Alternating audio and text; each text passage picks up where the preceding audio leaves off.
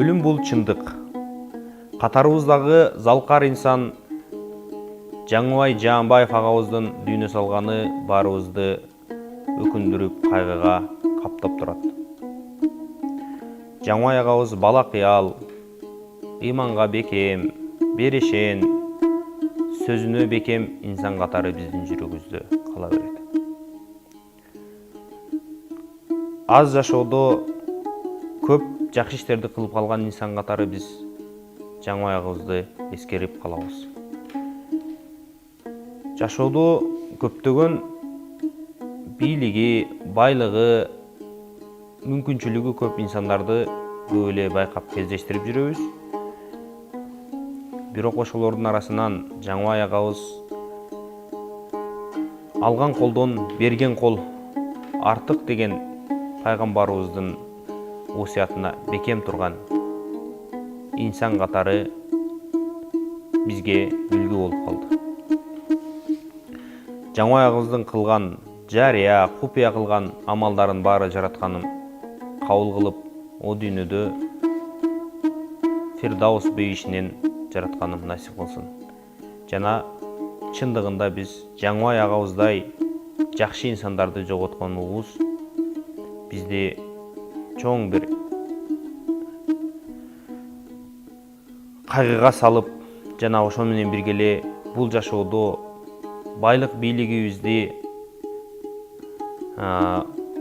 топтогон мүлктөрүбүздү алып кете албаганыбызды дагы бир жолу далилдеп турат. Бул жашоодо, аз жашоодо бир гана акыретке кылган жакшы амалдарыбызды гана алып кетебизди көрүп турабыз. Жаратканым Жаңыбай агабыздын үй бүлөсүнө, жакындарына сабыр жана Жаңыбай агабыздын калтырып кеткен осуяттарына бекем болушун насип кылсын. Терең кайгыруу менен Жаңыбай агабызды эскерип кала беребиз.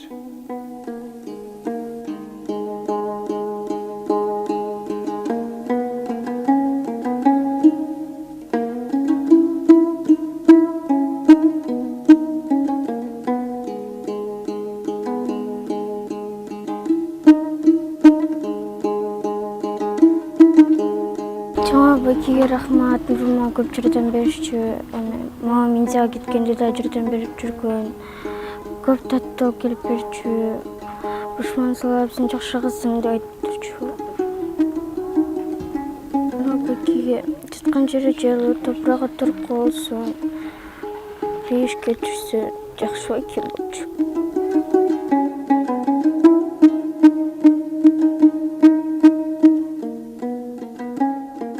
Ушул жигит элдин баарына жардам берип жүрдү эле. Менин кызым 2019-жылы Индиядан операция болуп атканда акчалай жардам берип, артында калган балдарына, кыздарына кийим, тыйым буюмдарын берип жүрчү. Ажал улук экен. Эми ушул Жаңыбайдын жаткан жери жайлуу, топурагы торко болсун, артында калган балдары ошол атасынын жолун жолдоп, имандуу жигиттерден, кыздардан болуп, бактылуу үй бүлөлөрдөн болсун. Жаанбай жаткан жериң жайлуу, топурагың торко болсун.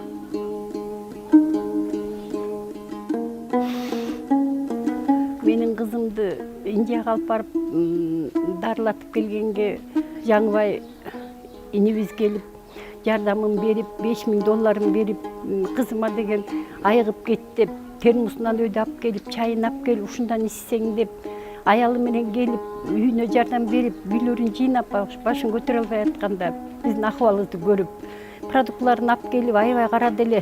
Анан алып кетип баратканда дагы ошо эмесин берип, акчасын берип, $5000 барып айыгып келсин деген эми Кудайдын эмеси экен, аяктан каза болуп келди. Мына Жаңыбайды угуп алып жаман болуп атабыз.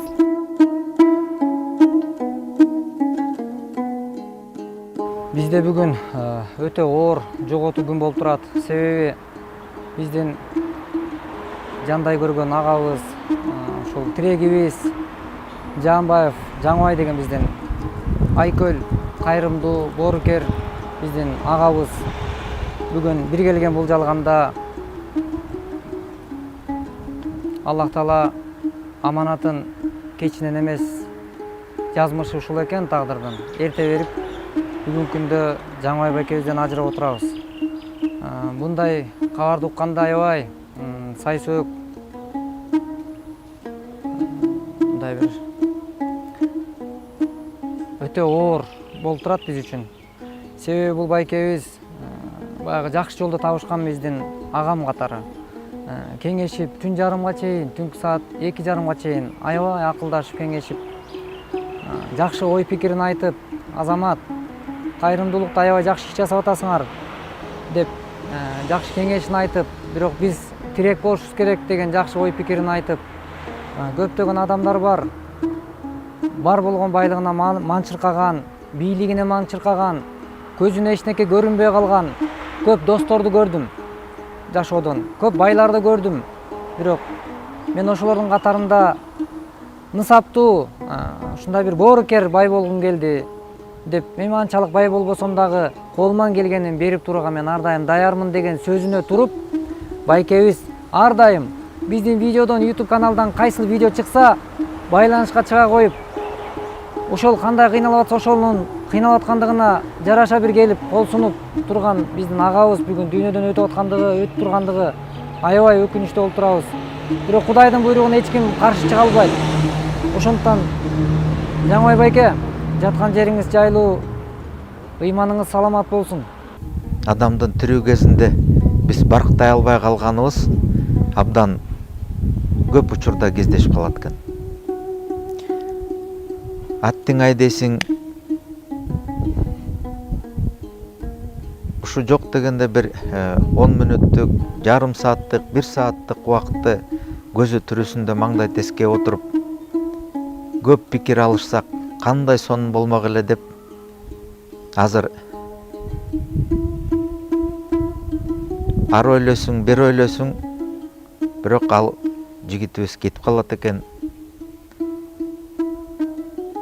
Күнүмдүк жашоо бизди саз катары тартып жүрүп, адам баласы кетип калгандан кийин ичибизден сызып отуруп калат экенбиз.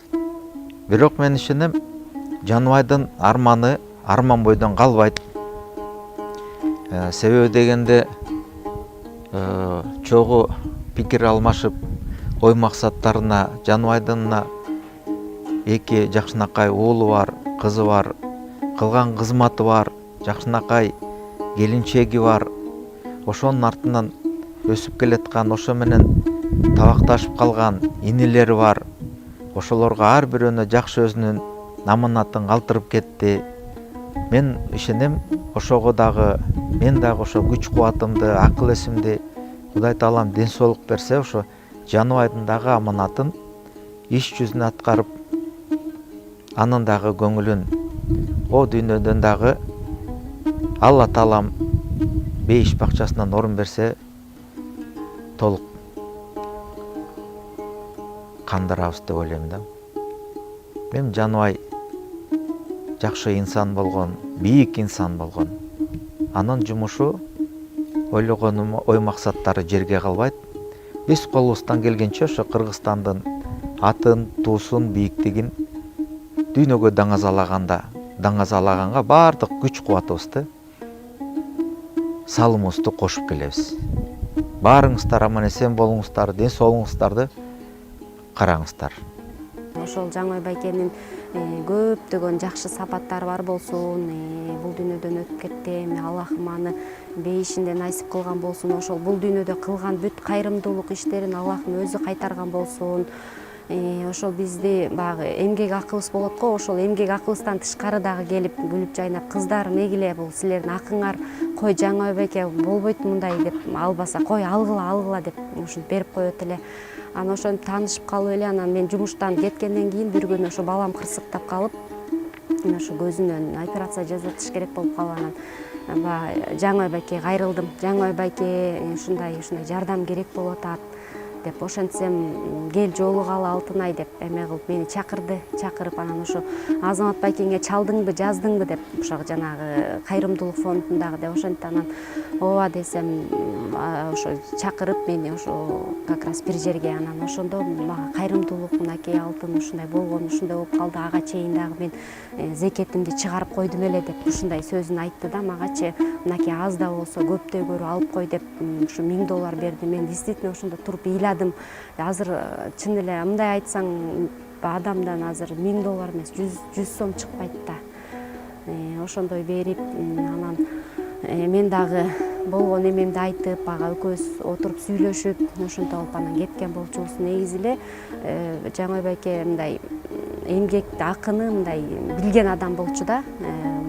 Кой кыздар тиги эмең акыңарга кирбейин, мындай кылайын деп андан тышкары дагы берип, канчалаган жерлерге жардам кылган экен. Эми ошонун баардыгын эми азыр мурун жаныбызда жүргөн болсо, тирүү болуп жүргөн болсо, баягы эми ичиңде да тынчсың да, жүрөт, жакшы деп, Аллах ыраазы болсун деп сүйүнүп жүргөн болсоң, мынакей азыр бул дүйнөдөн дагы биз менен кош айтышып кеткен экен. Эми эмне дейбиз?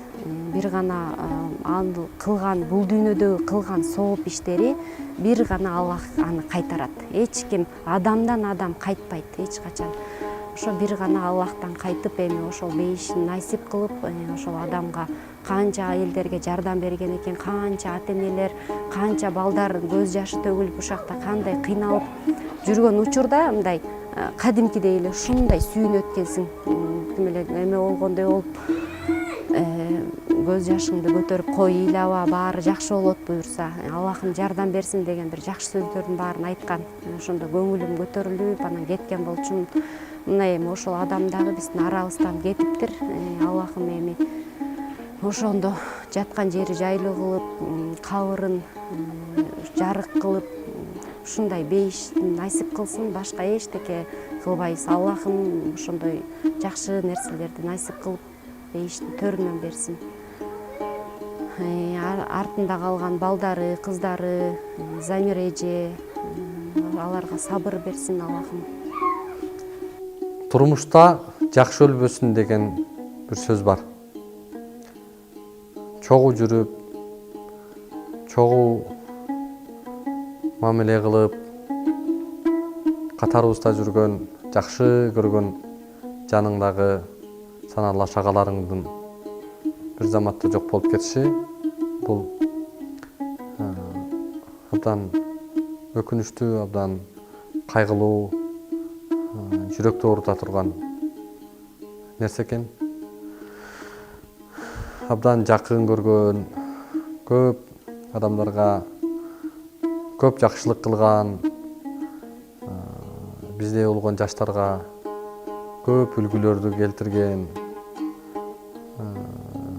биз сыйлаган Жаңыбай агабыз өмүр бою биздин жүрөгүбүздө ушундай бир жакшылыктын символу катарында жашап калат деген ойду айткым келет. Жаңыбай агабыздын абдан бир